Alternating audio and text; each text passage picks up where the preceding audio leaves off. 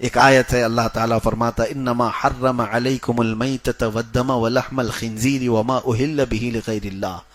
4 چیزوں کے حرام ہونے کا ذکر یہاں پر قرآن میں آیا ہے. اللہ فرماتا ہے بے شک اللہ تعالیٰ نے تم پر حرام کیا ہے مردہ کھانا. مردہ کھانا اللہ حرام فرمائے. مردہ کوئی بھی جانور، وہ چاہے حلال جانوروں میں مرغی ہو، مرغا ہو، بیل، بکری، یہ سب جو بھی اگر مر گئے تو ان کا کھانا حرام ہے. اور خون والدم، اللہ فرماتا ہے خون کا کھانا تمہارے لیے حرام ہے. ولحم الخنزیر، اور سور کا گوشت، اس کا کھانا حرام اللہ تعالیٰ نے فرمایا. وما اہل بہ لغیر اللہ، اور جو اللہ کے علاوہ کسی دوسرے کے نام پر چھوڑے گئے ہوں، کسی بھی نام پر اللہ کے علاوہ دوسرے نام پر ذبح ہوا ہو، دوسرے کے نام پر چھوڑا گیا ہو، تو ایسا جانور کھانا بھی آپ کے لیے اللہ نے حرام فرمایا. 4 چیزوں کا ذکر آیا ہے اور ان کے نقصانات اتنے زیادہ ہیں. میں آج سوچا تھا اسی پر آپ کے سامنے گفتگو کروں کہ خنزیر کے گوشت کو حرام کیوں کہا. کبھی آپ نے ریسرچ کیا ہو تو معلوم ہوگا خنزیر کے اندر جتنی شہوت ہے وہ دنیا کی سب سے غلیظ، وہ ایسا جانور ہے غلاظت میں رہتا اور غلاظت کھانا اس کے لیے نارمل چیز. اور جس جانور کو بندہ کھاتا ہے اس کی حرکتیں اس کے اندر آنے لگتی ہیں. اسی لیے انگریزوں میں شہوت زیادہ ہے، وہ عیاش اوپن رہنے والے. خنزیر کا اور سور کا گوشت کھانے کی عادت وہاں بہت زیادہ ہے. اب مسئلہ ہمارے لیے یہ ہے کہ اللہ تبارک و تعالیٰ نے جن چیزوں کو حرام فرمایا وہ چیزیں دنیا ہمارے سامنے پروس رہی ہے اور تمہارا بچنا اتنا مشکل ہو گیا ہے. میں سوچتا ہوں کبھی کبھار لوگ آج ہلکے میں لیتے ہیں کھانے پینے کی چیزوں کو، جو بھی باہر دکھا اس کو آرڈر کر لیا اور کھا لیا. چکن یہ جہاں سے آ رہا ہے کہاں سے آ رہا ہے تمہیں کچھ پتا؟ مری ہوئی مرغیاں کتنی بیچی جاتی ہیں یہ تو سب کو پتا بھی ہے. مری ہوئی مرغیاں خریدنے والے لوگ موجود ہیں، بیچنے والے لوگ موجود ہیں جنہوں نے ہمیں خود بتایا ہے. اور یہ راستے پر بکنے والی بہت ساری چیزیں ہیں. لوگوں کو ایسا لگتا ہے چکن فرائیڈ رائس، چکن شاورما، بس یہ زبان کی لذت ہے جو اس کو حرام کاریوں پر ابھارتی. اور جب حرام لقمے اس زبان سے اندر جاتے ہیں تو یہاں تک فرمایا گیا کہ انسان کے اندر بے حیائی اور برائیاں بڑھ جاتی ہیں، اور یہاں تک کہ قریب ہوتا ہے کہ وہ کفر اور اسلام کے بیچ میں آ جاتا ہے. وہ ہر گناہ کو، ہر برائی کو ہلکے میں لینے لگ جاتا ہے. کیوں؟ حرام روزی اس کے اندر جا رہی ہے. خاص طور پر اس کا یہ 4 چیزیں. اور قرآن میں اللہ نے فرمایا خون کا کھانا حرام ہے. کبھی کبھار یہ دیکھا گیا ہے کہ لوگ جو ہے دیہاتوں میں تو خون قصاب لوگ جمع کرتے ہیں ایک کٹوری میں، اور وہ کلیجی کی طرح بن جاتا ہے اور اس کو بھی بیچتے ہیں اور اس کو بھی کھاتے ہیں، اس کو بھی بناتے ہیں. معاذ اللہ رب العالمین، یہ سخت حرام ہے. اور یہ تو چلے آپ کو گھن لگ رہی ہے کہ لوگ کیسے کٹوری میں خون کو جمع کر کے اس کو کلیجی کی طرح بنا کر کھا لیتے ہیں، لیکن بسا اوقات یہ دیکھا گیا ہے کہ گوشت کے اندر بھی خون لگا رہ جاتا ہے. چکن میں بھی، مرغی کے گوشت میں بھی، اور کئی گوشت میں بھی ایسی کہ ذبح کرنے کے بعد جو بہہ گیا خون، لیکن کچھ خون جمع رہ جاتا ہے اگر وہ کافی بڑی مقدار میں، اور ویسے ہی اس کو پکا لیا تو اس نے حرام پکایا ہے. عورتوں کو بھی چاہیے کہ خوب اچھی طرح سے گوشت کو دھلا جائے کہ وہ بچے ہوئے خون کے اثرات بھی اس کے اندر نہ موجود ہو. 2 چیزیں ہو گئی، خون کا اور مردار کا. اور خنزیر کا گوشت، اس کو آج اتنا عام کر دیا گیا ہے یورپ میں، ویسٹرن کنٹریز میں اس کو عیب بھی نہیں سمجھا جاتا پورک، اور اس کو الگ الگ کوڈ کے ذریعے سے دنیا بھر میں پھیلایا جاتا ہے. اب اس کی چربی کا الگ استعمال ہے، اس کی ہڈیوں کا الگ استعمال ہے، اس کی جلد کا، اس کی سکن کا الگ استعمال ہے. تو خنزیر کا استعمال، اس کی فارمنگ دنیا میں سب سے زیادہ کی جاتی ہے. چکن کی فارمنگ تو بہت بعد میں کی جانے لگی، لیکن خنزیر کی، سور کی فارمنگ بہت پہلے سے ہو رہی ہے، اور اس کو بہت بڑے پیمانے پر اس کی فارمنگ ہوتی ہے اور اس کو پروسا جاتا ہے. حضرت سیدنا عبد القاہر بغدادی رضی اللہ تعالیٰ عنہ، آج سے تقریباً 700 سال پہلے کے بزرگ ہیں، ان کی کتاب ہے. انہوں نے بہت سارے آگے کی باتیں ہیں جس کو آپ سمجھتے ہیں بھوشمانی کہتے ہیں. کچھ علماء نے اپنے علم کے ذریعے سے، کشف کے ذریعے سے پریڈکشن کیے ہوئے ہیں. اس میں سے حضرت عبد القاہر بغدادی کی بات میں پڑھ رہا تھا. انہوں نے کہا کہ ہند کے مسلمان ایک وقت آئے گا جب وہ خنزیر کھایا کریں گے. حیرت ہوتی ہے. اور میں یہ ٹاپک پر آج سے تقریباً 8 سال پہلے بیان کر چکا ہوں، اور اس پر بھی چکن پولیٹری والوں نے ہم کو نوٹس بھی بھیجا ہوا ہے کہ آپ نے چکن کو لے کر کے اتنا بولا ہے تو ہمارے بزنس پر اس کو فرق پڑتا ہے. تمہارا حرام بزنس گیا بھاڑ میں. یہ جو مسلمانوں کو جس چیز سے تم پروس کر کے اس کے خلاف بولنے پر تم کہتے ہو کہ ہمارا بزنس نقصان میں آئے گا، فلاں ہوگا، ایسی تو چیزوں کو ہم زندگی بھر بیان کرتے رہیں گے.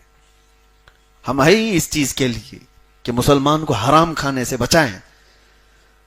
کئی ایسے علاقے ہم نے سنے پیزا اور برگر کے، وہاں پر خنزیر کا گوشت اس میں عام طور پر پروسا جاتا ہے. ہونا کیا چاہیے؟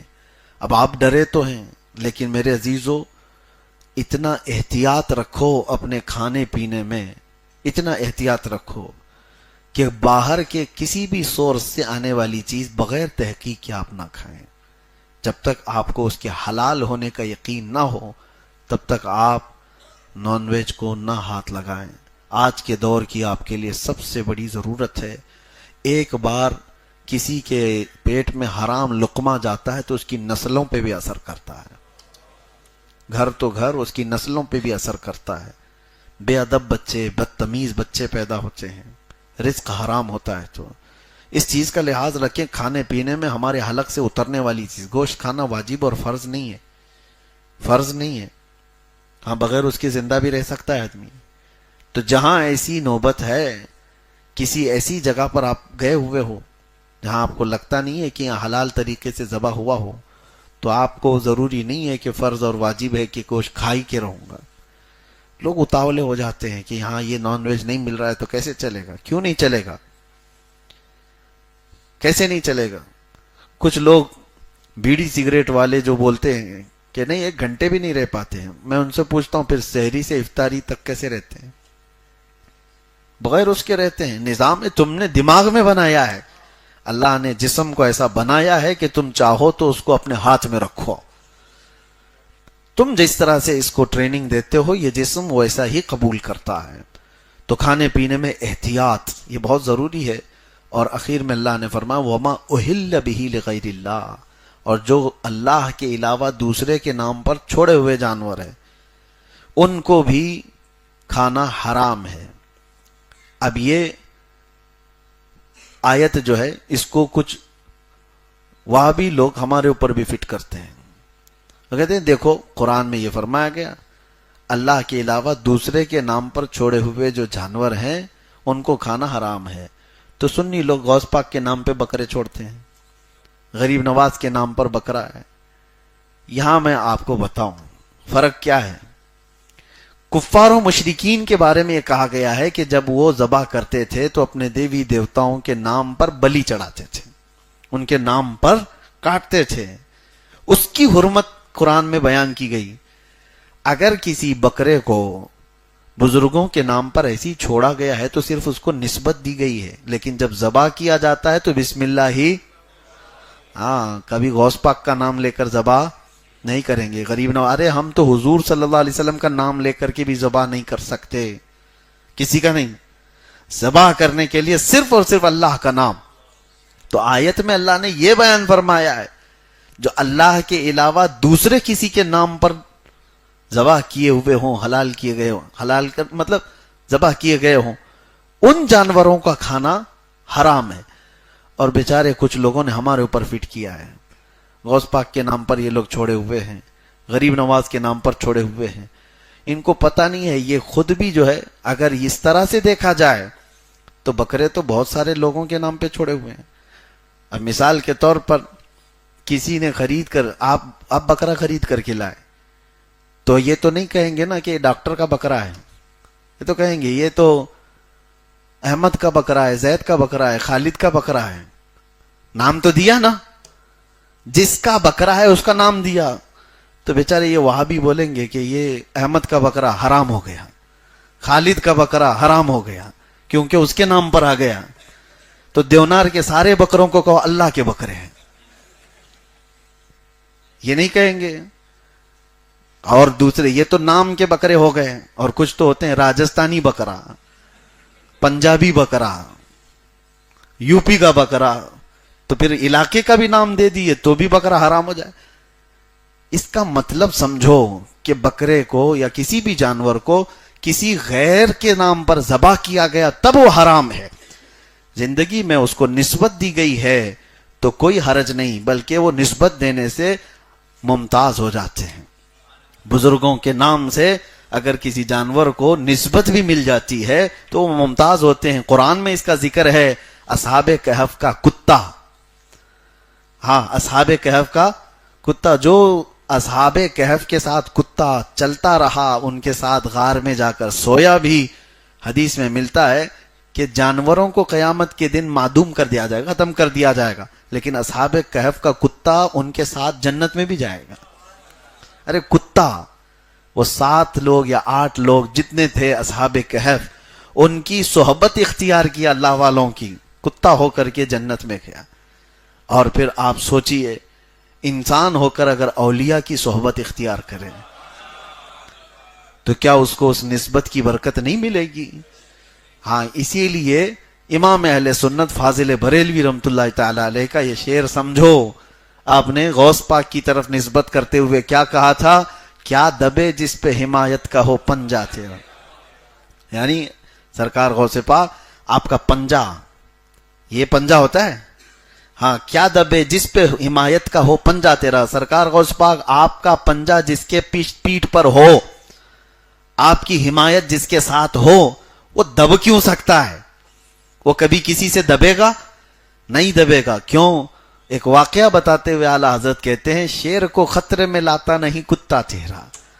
خطرے میں لاتا نہیں مطلب ڈینجر کا مطلب نہیں ہے, خطرہ خاطر میں لاتا نہیں, یعنی دل پہ ذرا برابر پرواہ بھی نہیں کرتا کہ سامنے شیر کھڑا ہے. کون؟ دربار غوث کا کتا. واقعہ تھا کہ آپ کے دربار پر ہڈیاں کھا کر پلنے والا ایک کمزور کتا سرکار غوث پاک رضی اللہ تعالیٰ عنہ کے ہاں, اور لنگر کا کھا کر کے پلتا تھا. اس محلے میں حضرت احمد جام ایک بزرگ تھے بغداد کے, وہ شیر کی سواری کرتے تھے, اور وہ جس محلے میں جاتے تھے ایک گائے کی قربانی دینی پڑتی تھی. باری باری ان کا شیر جاتا تھا. غوث پاک کے محلے میں جب پہنچا تو انہوں نے قاصد بھیجا کہ جاؤ ان کے لنگر سے ایک گائے لے کے آؤ ہمارے شیر کے لیے.